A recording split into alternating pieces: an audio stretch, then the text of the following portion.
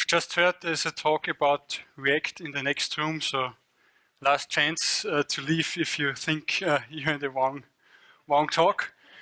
If you think you're in the right talk, then I would like to tell you something about Angular, or Angular 2 in this case.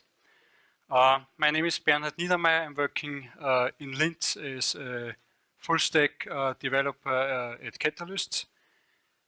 We've been playing around with Angular 2 for some time, and you might wonder why. Angular 2 is not even yet, let's say, finished. There's no stable release. It's still in beta phase. And also, this is the mobile track. You as a mobile developer, why should you care about JavaScript like web frontend framework?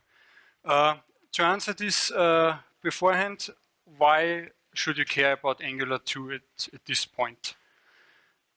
I started to think about it when we were still developing Angular 1, or when we were offering Angular 1 software to our customers, and we got the question, are we buying a product that's gonna be dead in 1 year or 2 years? And is an Angular 1 application still maintainable when Angular 2 is around in let's say 1 or 2 years? So this was the time when we started to think more about Angular 2, especially where there was always this like menace that Angular 1 and Angular 2 will not be compatible, that Angular 2 will not be backwards compatible. There has been a module and plugin like ng-migrate to help you with this, so there's no need now to worry about maintainability of Angular 1 applications now where there is version 2. Nevertheless, we want to be like ahead at the latest development of the technology, and this is when we said, okay, now we start developing Angular 2 applications, even though it's still in beta phase. Why should you as a mobile developer care about Angular 2? You probably know there's a big player behind Angular, it's Google, and as it's always the case, a big player attracts many other players on the market. So there are many side projects around Angular 2 for a full stack JavaScript development, so that you have Angular also on the back end, not only on the front end, and on the other hand for the mobile field. So there are, and I will present one today, there are several projects around the idea of running Angular applications on your mobile devices. First thing you might have come to your attention when you've already looked at some Angular 2 code. It claims to be a JavaScript framework, but the code looks quite weird for JavaScript, and this is because it's not the JavaScript as we know today, ECMAScript 5, but it's written in TypeScript. To give you a short background about this one, so now we have ECMAScript 5 running on, interpreted on all our browsers. There's ECMAScript 6 coming, or ECMAScript 2015.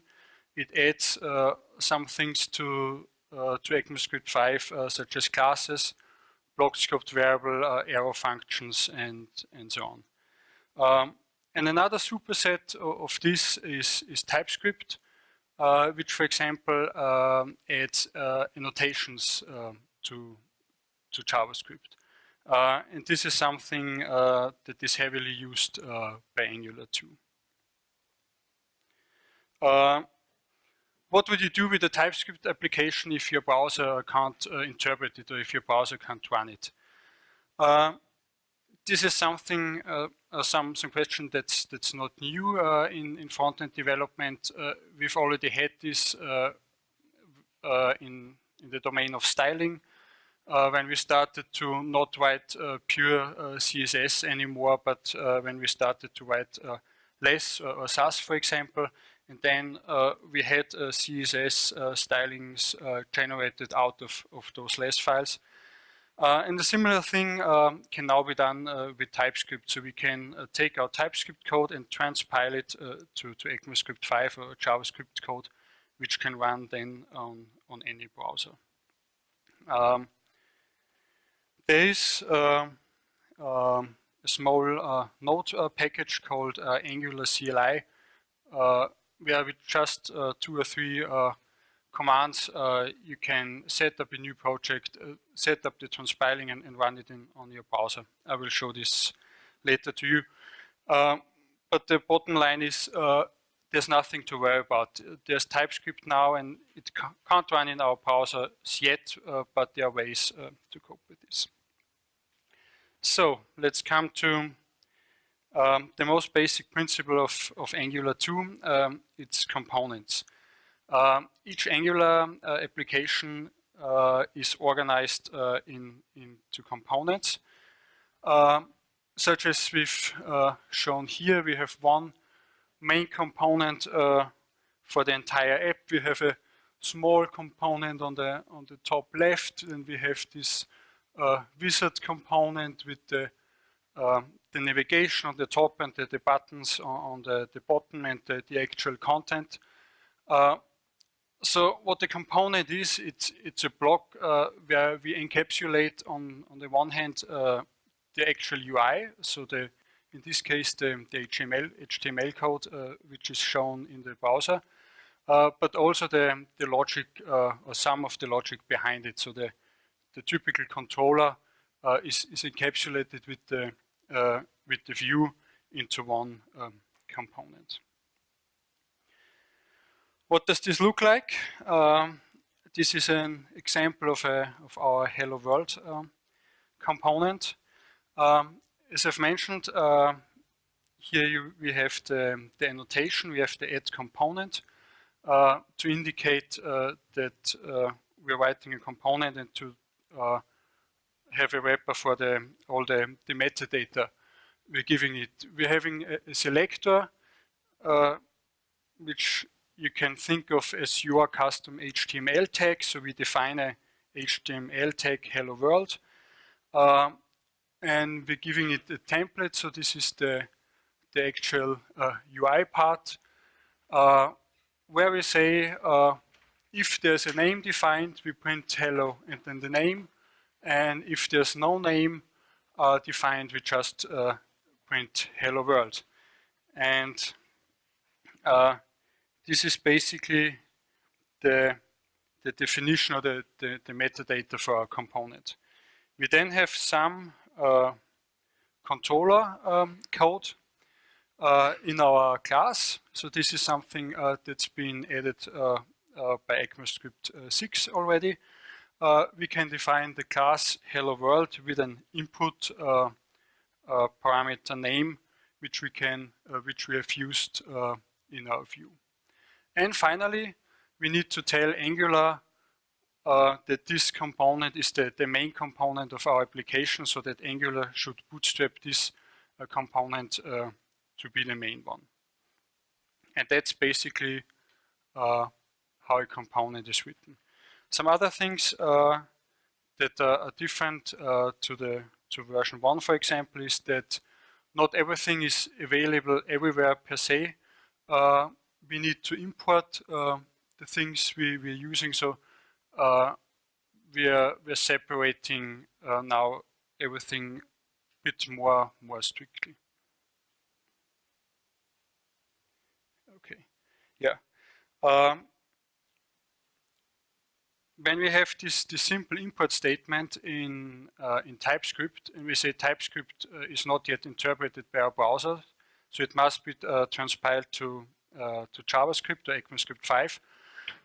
What actually happens is that this is translated to some code that loads this module using system.js and makes it available then for us. So a very simple statement in TypeScript, but when you look at the resulting JavaScript code, you will see that there's quite some stuff going on in the background. The component annotation, we have seen some of the things we can specify. Here there's a bit more. We've already had the selector. What we can also do is we can include directives. A directive would be the ngIf. This is a directive.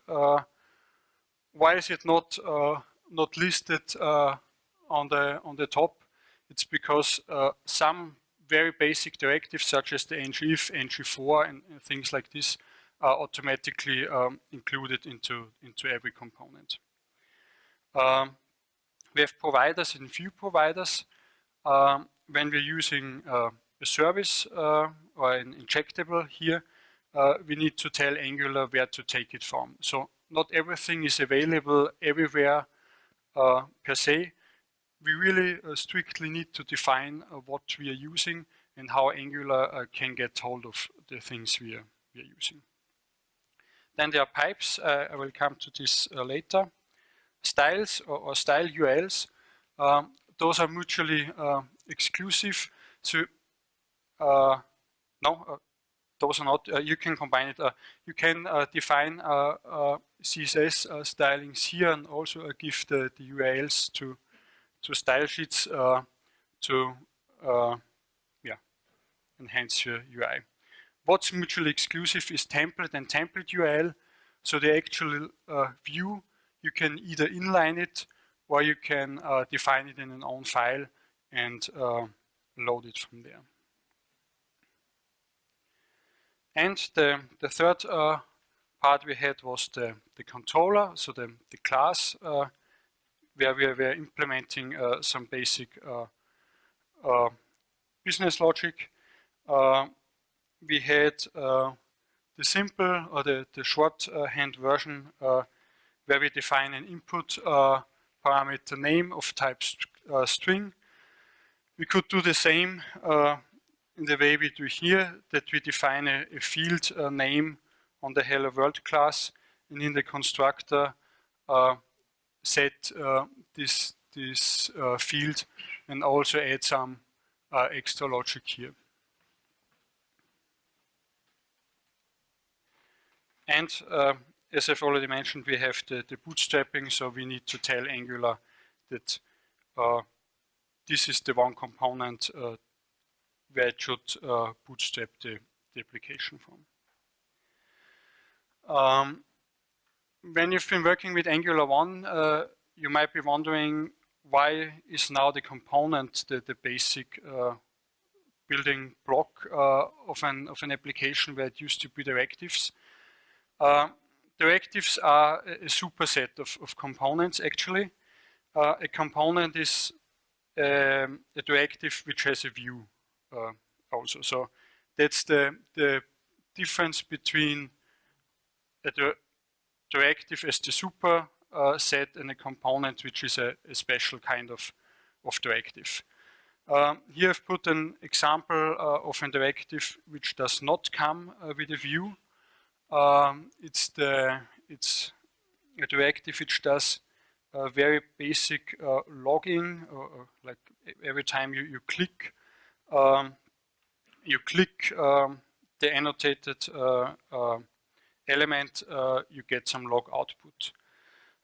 How is this done? We have the directive annotation, we have a selector, so in our HTML code to which element should this be applied. The element it is applied to is the host, and here we define that on the click event of the host, the parentheses here indicate that it's an event.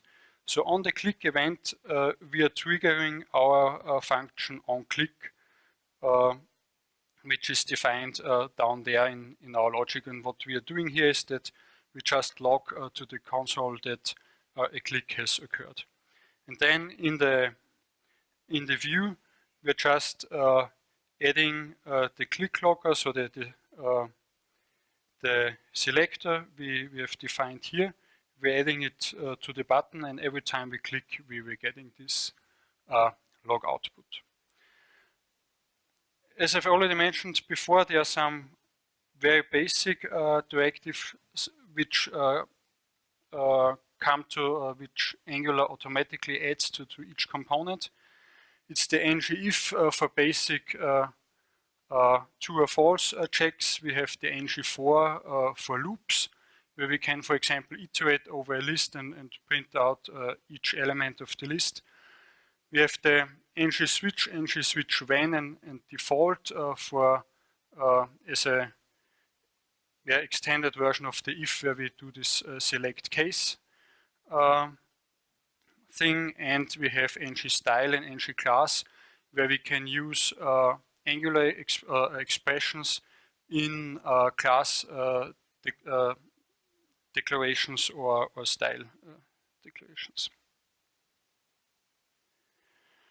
Okay, so those have been components as the building block, and directives as the similar thing but without the view. What about data binding? We have this block, it's encapsulated more or less. How does the data get in and get out there? In Angular 1, everything was, at least in the earlier version, everything was a two-way data binding, which was quite comfortable for small applications, but as soon as applications got larger, it also became a performance issue. An example would be ng-for statements, where you loop, where you iterate over a large list, and in each entry of the list you bind several fields to your UI, and everything had a watch on it that reacted on any change. So there were a huge number of watches which were time consuming, which was a problem in Angular 1. Angular 2 therefore does something different. You can still have the two-way data binding, but you have to do this explicitly. Per default, you have either one of the two, either the binding in upwards or in or out direction, you might say. With the parentheses, you can react on an event. Like here, we put the parentheses around the click. So on each click event, we're triggering this select item function. On the other hand, we have the brackets, like here. We're using it to bind the value of this variable to the source attribute here, and down there we have what we had in Angular 1. We're combining those two to get the two-way data binding. What we also can do is to use the double curly braces to also print the value of a variable in the text part of an HTML tag, and we have this hash, which allows us to define variables which are private to the view. We see it down here. We have the myItem variable defined here. So to this variable, the input element gets bound, and we can, it's not used here, but we could use it everywhere in the view. So we could use this variable here, for example, that we say the add new item, and we hand over the myItem in there. So this is the third way of binding variables here. Another important concept is dependency injection. So I don't want to have all the business logic in my controller. I want to have a clearer separation into layers. I have the add injectable annotation, which I can put on a service where I want to have my business logic, and on the other side, where it's used, so where it's injected, there are two things to consider. First of all, I need to import it. So I need to tell Angular that where to get this service from. And in the bootstrapping process, I need to define the provider for this.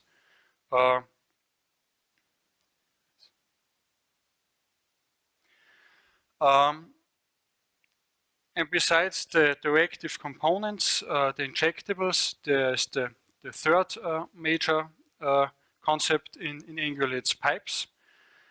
Pipes is what was called filters in Angular 1. It's annotated, it's written using the pipe symbol. What it basically does is it takes the variable, the conference as we have here, and it applies some transformation on this data, basically to get a nicer output, or to get a nicer visualization. It can be chained, as we have in the example down there. So we can take a date, then put the date transformation on it, and then make everything uppercase. And here we have another thing, so that the pipes can even have parameters. So for the date, I can specify a date format, which is used in the pipe. And again, Angular comes with some things already built in. The date pipe, for example, a very powerful thing is the JSON pipe. We normally use it for debugging when we just print out the values of variables in the UI.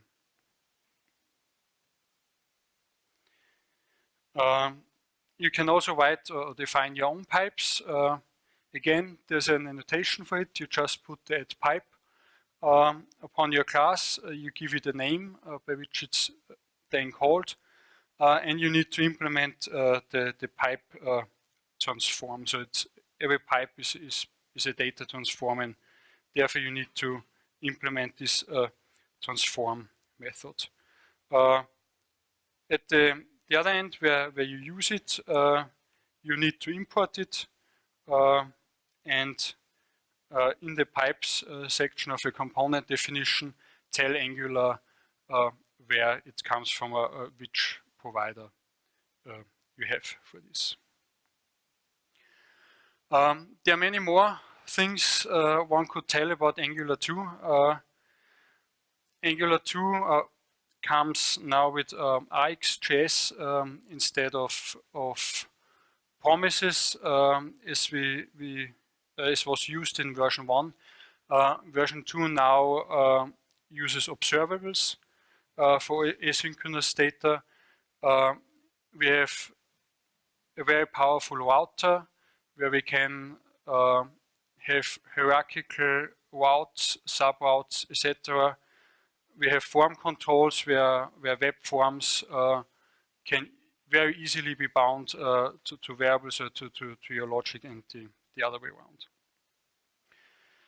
So those are the basic things I wanted to tell about Angular. The examples I've shown, they're very minimalistic.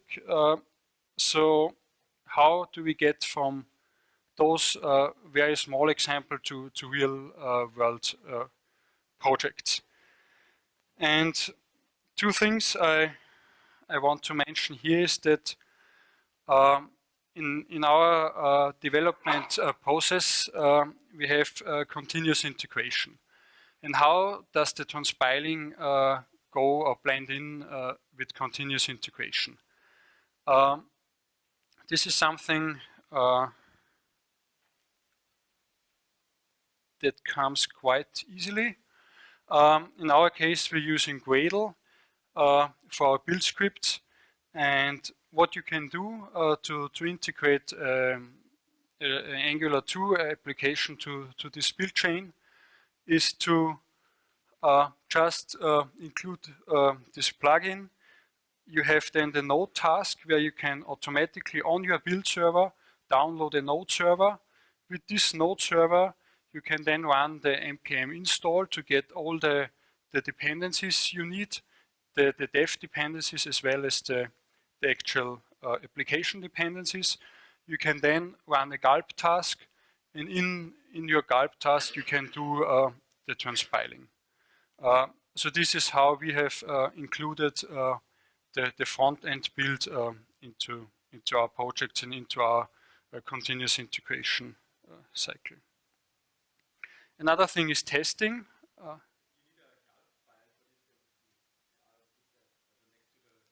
Yes, I can show you the gulp file if you're interested. Or we can do this in the Q&A afterwards. Testing. For front-end applications, as they become more and more complex, testing also becomes an important issue. There are two types of testing. There's the unit testing. The default way of doing this is using the Jasmine framework and Karma as a test, as a runner. You have here this an example of how it's done. It is there. It's nothing to worry about. So testing is thought about and is well included in Angular 2. The other way, or the other type of testing you can do pure front-end tests, end-to-end tests, where you can test your UI, as you might know from Selenium, where you go directly, you call a UL, you take the response, the entire HTML response. You then are looking for elements using different selectors, and then you can do your checks on these elements. And here you see by repeater. This is something, for example, that's directly targeted to Angular, where we have these ng4 repeaters, which we can test using these methods.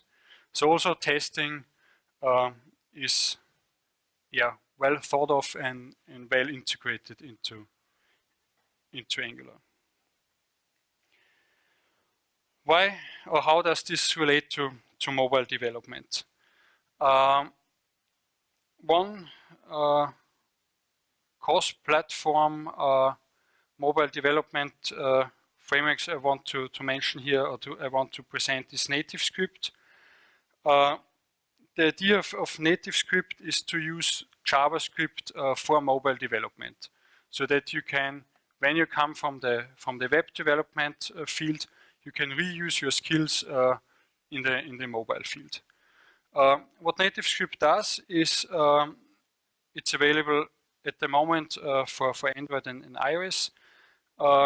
It uses the JavaScript virtual machines V8 for Android and JavaScript core for iOS, and it using APIs from those virtual machines.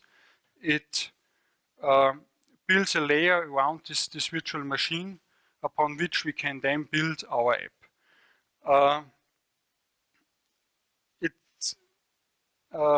It sounds not too intuitive, but with very easy means you can, in this way, develop a mobile application which runs on iOS as well as Android.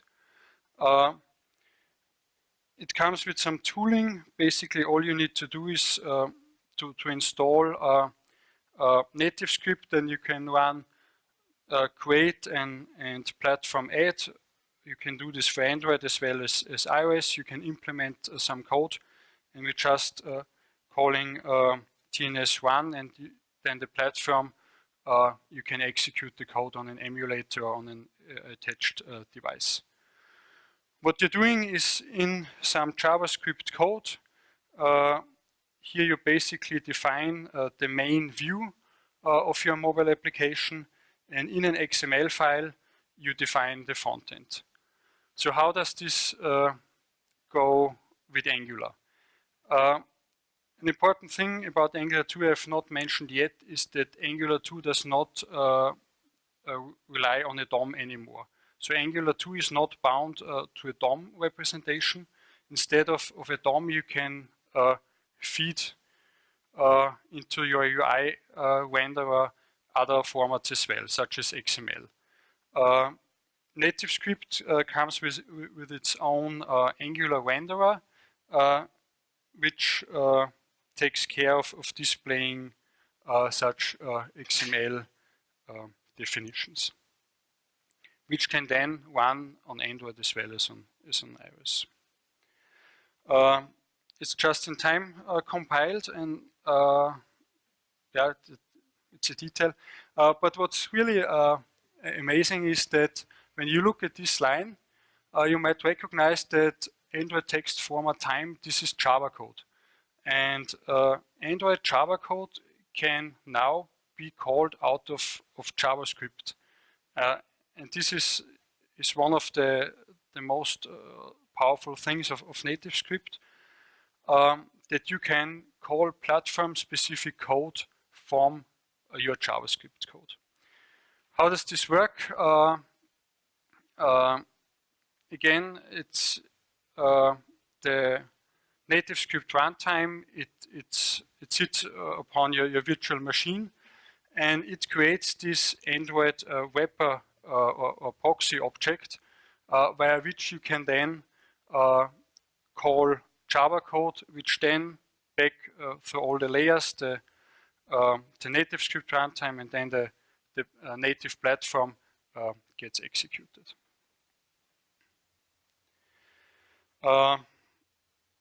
And to end the talk, I just want to show you a short example of how the code for such an app could look. What we have here is the app TypeScript, where we tell the runtime that the main page can be loaded from here, can be found here, and instead of, as we had before, just calling Bootstrap for your web application, we now call NativeScript Bootstrap and hand over this main page to be the main component of this app. When we look at the main page, we have some very basic JavaScript code as we had in our class that we have looked before. We have some fields, we have a constructor and some basic function that we define here. And over here we have the UI part, which is handed over as the template, exactly as we handed over HTML code before for our web applications. So all the concepts we had from Angular, the component definition and the controller code in the class part is pure Angular 2, with where the only difference between web development and mobile development now becomes that in the template code we don't hand over HTML code, but we hand over XML UI definition files for our mobile applications. And to come back to your question, I can show you the build configurations that we're using. On our front end, we have this code I've already had in the slide. So we are here with this Gradle task basically downloading Node in a certain version. We're then calling npm install and install gulp. And with the gulp build, we are executing the default task in our gulp file. In here, we link this to the build, and in the build we have the compile TypeScript task. And what this looks like is that we are using this gulp plugin, gulp TypeScript. We are also creating source maps for this. We are creating our TypeScript project from the TypeScript compiler here, and basically then define our TypeScript source files, call the TypeScript compiler, and write everything to JavaScript files. This was the front-end part, and we typically separate front-end from back-end code. So this is in its own project in our structure. So in the back-end project, in the war task where we create our deployable file, we just say we want to include everything from front-end dist, which is exactly the directory where all the front-end code, the transpiled code, gets stored to.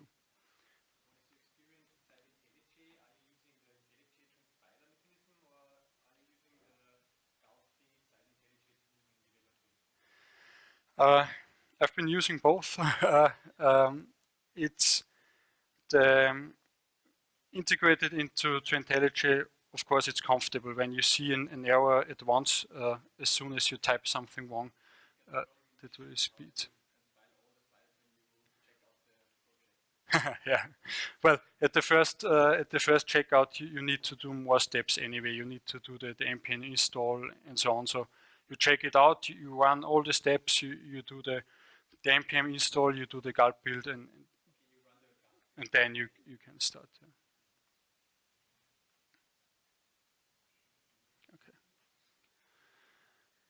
Yeah, so this has already started the QA part, I guess. So if there are any questions, I'm happy to take them.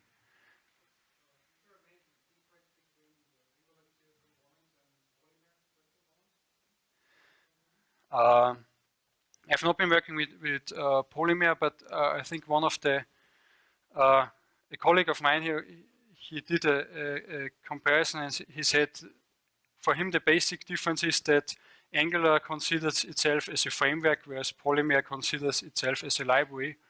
And with a framework and a library, it actually could go together. So it's not mutually exclusive.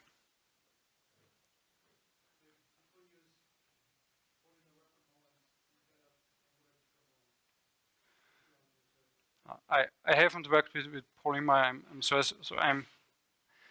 But I guess they would go together somehow. Yeah.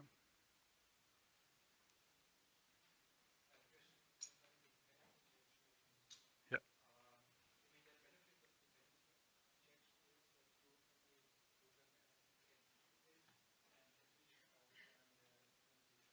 Yes, you can do.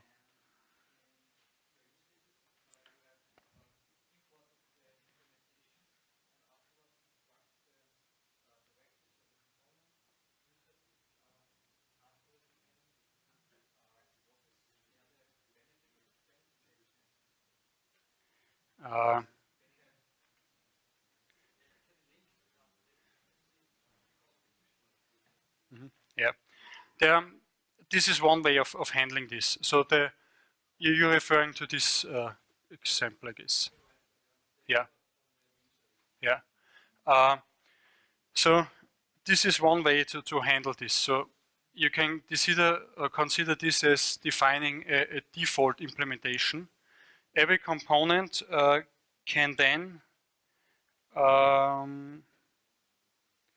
here in the providers override these default settings.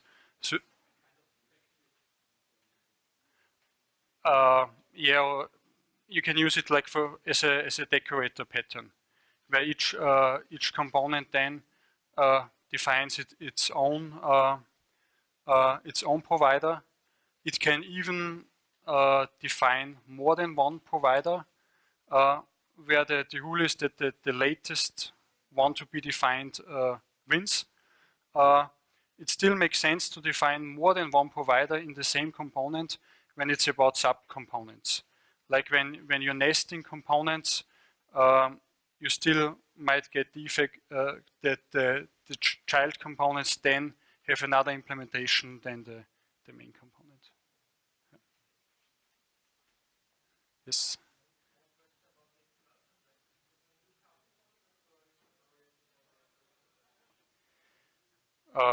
In here from TypeScript.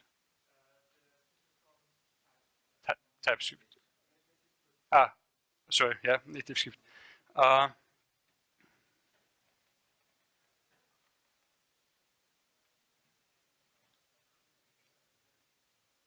This one, yeah. So if it's orientated on, I didn't get it. Not on Android. The goal is to be platform independent.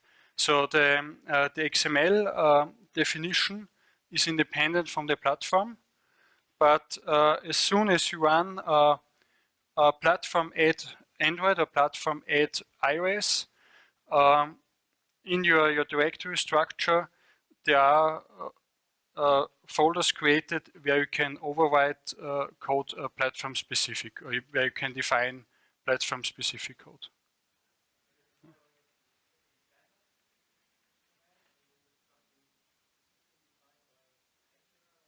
No, by native script, not Angular.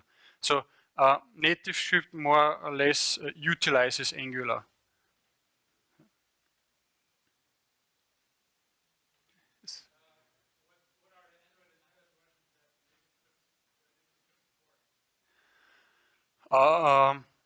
It depends on what you have installed on your machine. So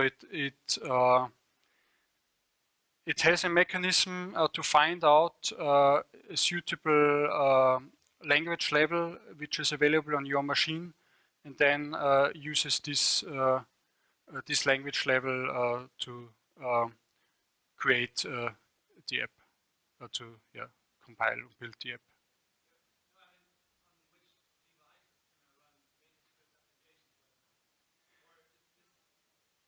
No, it's independent from the device. It's independent from the device.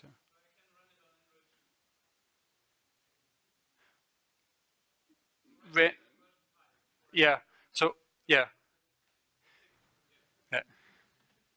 Well, I guess that's one thing you need to think about every time you develop something for mobile devices. How far do you want to get back? So what's the minimum language level? And this is something you can set, or you can simply configure. Per default, it's level 17, I think.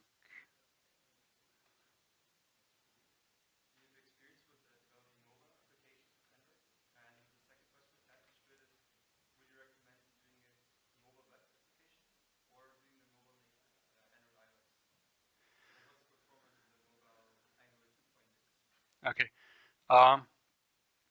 Well, I have not real experience with comparing performance of different implementations. What I can tell is that in the during the creation of Angular 2, very much emphasis was given to performance issues. So, like the rendering mechanism. Compared to version 1, the rendering mechanism was completely restructured in order to make it more performant. Also for other parts of the life cycle. So in my intuition, performance shouldn't be an issue, especially since when you build an app with native script, you then get native code. So during sure that there's the reflection and so on, but in the end you get native code, and that's the performance you need to compare to. So